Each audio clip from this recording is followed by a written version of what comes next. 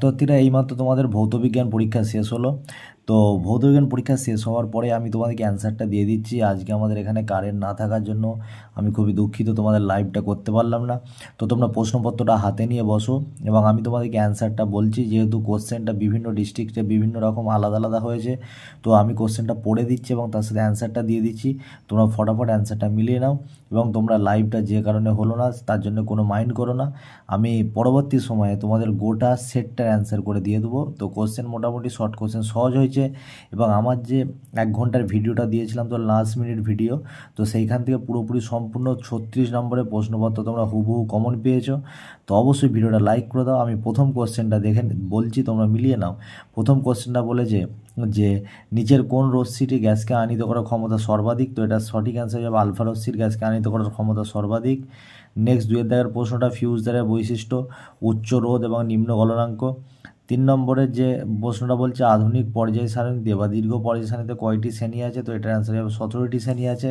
আচ্ছা, তার পরবর্তী প্রশ্ন বলছে নিচের কোন যৌগটির অণু হিসাবে কোনো পৃথক অস্তিত্ব নেই? তো এটা অ্যান্সার হয়ে যাবে NaCl। আচ্ছা, 5 দাগের প্রশ্নটা বলছে তোমাদের নিচের কোন অ্যাসিডটি মৃদু তড়িৎ বিলেস্য? তো এটার অ্যান্সার হয়ে যাবে CH3COOH। আচ্ছা, তার পরবর্তী প্রশ্ন লঘু সালফিউরিক অ্যাসিড 6 নম্বরের যে অ্যাসিড মিশ্রিত পটাশিয়াম ডাইক্রোমেট দ্রবণে যদি আমরা H2S গ্যাস চালনা করি তাহলে সেটি কী রঙের উৎপন্ন হবে? তো এটা সবুজ রঙের উৎপন্ন হবে। তার পরবর্তী যে প্রশ্ন আছে, তার পরবর্তী প্রশ্ন নিচের কোন আকরিকটি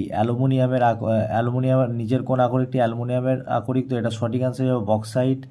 আচ্ছা, তার পরবর্তী প্রশ্ন 8 দাগের প্রশ্ন বলছে ত্রিবন্ধনযুক্ত অসম্পৃক্ত হাইড্রোকার্বনটি শনাক্ত করো। তো এটা সঠিক অ্যান্সার হবে C2H2। তার পরবর্তী প্রশ্ন 9টা বলছে গ্রিনহাউস গ্যাসটি, 9এর গ্রিনহাউস গ্যাস অ্যান্সার হয়ে যাবে তোমাদের জলীয় বাষ্প। তার পরবর্তী 10 দাগের প্রশ্ন STPতে 22 গ্রাম CO2 আয়তন কত হবে? তো 44 গ্রাম CO2 আয়তন আমাদের, যদি আমরা 44 গ্রাম CO2 সেই 44 গ্রাম CO2 আয়তন হয়ে যায় 22.4 লিটার। যেহেতু CO2 আণবিক গুরুত্ব কত? 44, কিন্তু এখানে কত গ্রাম বলেছে? 22 গ্রাম, তাহলে সঠিক অ্যান্সার হয়ে যাবে 11.2 লিটার, অর্ধেক। আচ্ছা, তার পরবর্তী প্রশ্ন বলছে 10 গ্রাম ক্যালসিয়াম কার্বনেটকে উত্তপ্ত করলে কত গ্রাম ক্যালসিয়াম অক্সাইড পাওয়া যাবে? তো এখানে সঠিক অ্যান্সার হবে ক্যালসিয়াম কার্বনেটকে উত্তপ্ত করে আমরা CaO এবং CO2 দুটো জিনিস পেয়েছি। তো Ca এর আণবিক গুরুত্ব 100 এবং CaO এর আণবিক গুরুত্ব হচ্ছে 56। তো আমরা 100 গ্রাম COC3 থেকে কত গ্রাম পাই? 56 গ্রাম CaO পাই। তাহলে 10 গ্রাম থেকে কত পাবো? উভয় পক্ষকে 10 দিয়ে ভাগ করে দিলে আমাদের এখানে রাইট অ্যান্সার হয়ে যাবে 5.6 গ্রাম। তাহলে তোমাদের রাইট অ্যান্সার হয়ে যাবে 5.6 গ্রাম। 11 অপশান তোমাদের 5.6, মানে অপশান বি এরটা হচ্ছে রাইট অ্যান্সার। আচ্ছা, তার পরবর্তী যে প্রশ্নটা তোমাদের বলেছে, পরবর্তী প্রশ্ন বলছে তাপ পরিবাহিতাঙ্ক নির্ভর করে কিসের ওপর?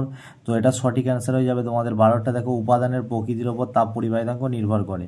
আচ্ছা, নেক্সট তার পরবর্তী যে প্রশ্নটা বলেছে আলোর প্রতিসরণের সময় নিচের কোন রাশিটি অপরিবর্তিত থাকে? তো আলোর প্রতিসরণের সময় কম্পাঙ্ক অপরিবর্তিত থাকে। আমি এখানে তোমাদের গোল করে দিচ্ছি, দেখো কম্পাঙ্ক অপরিবর্তিত থাকে। তো 13 থেকে সঠিক অ্যান্সার হবে কম্পাঙ্ক।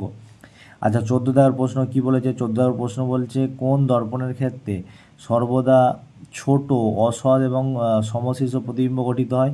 তো এটা সঠিক অ্যান্সার হবে উত্তল দর্পণ। নেক্সট 15 দাগের প্রশ্ন নিচের কোন এককটি তড়িৎ শক্তির একক? তো এটা সঠিক অ্যান্সার হবে কিলোওয়াট ঘন্টা হচ্ছে তড়িৎ শক্তির একক।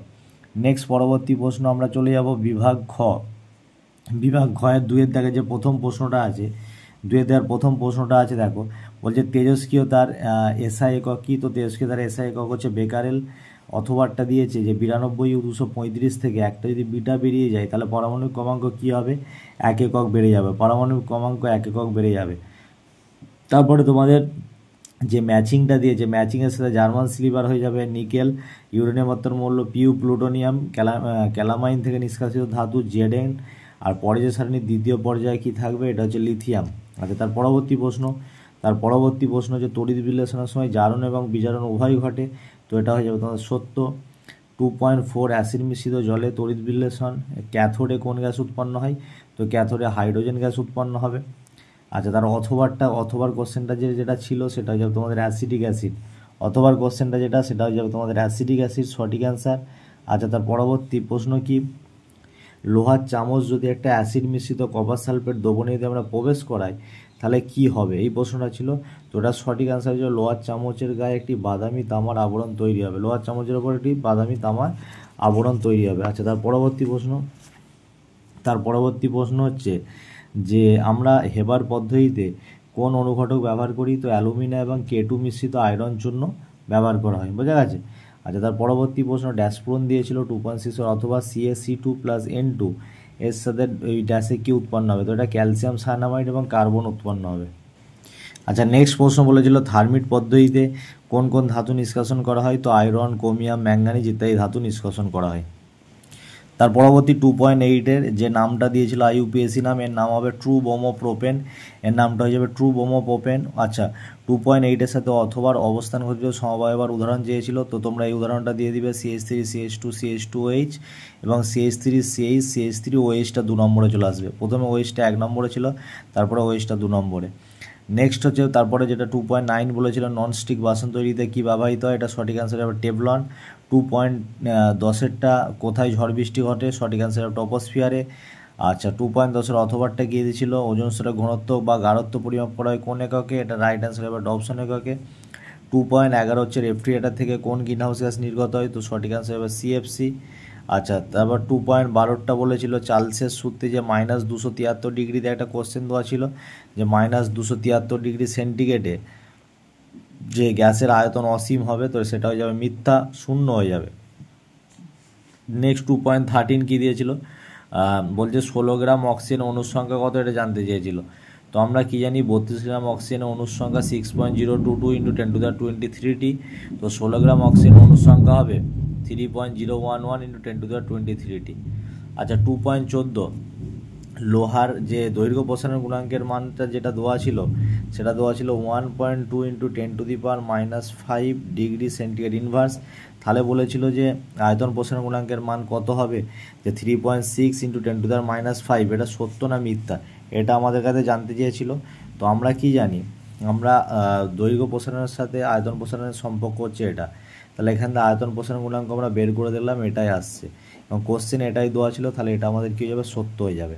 আচ্ছা, তারপরে বলেছিল যে watt, metre inverse, kelvin inverse কার একক? তো এটা যাবে তাপ পরিবাহিতাঙ্কের একক। বিবর্ধক কাঁচ হিসাবে আমরা কাকে ব্যবহার করব? উত্তর লেন্সকে ব্যবহার করব। আচ্ছা, বলছে আপাতন কোণ কত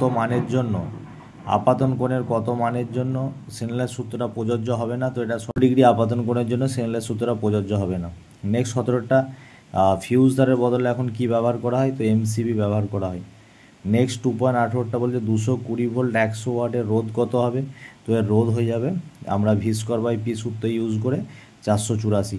তো শর্ট টাইমে তোমাদেরকে অ্যান্সারটা দিলাম। অবশ্যই ভিডিওটা লাইক করে দাও, শেয়ার করে দাও, সাবস্ক্রাইব করে দাও। কারেন্ট না থাকার জন্য, প্রচণ্ড বৃষ্টি হওয়ার জন্য আমরা আজকে লাইভটা করতে পারলাম না। তো তখন পর্যন্ত তোমরা অ্যান্সারগুলো মিলিয়ে নিয়ে চেক করে দেখে নাও কে কত পাবে। তো সবাই সুস্থ থেকো, ভালো থেকো, দেখা হচ্ছে নেক্সট ভিডিওতে। ধন্যবাদ।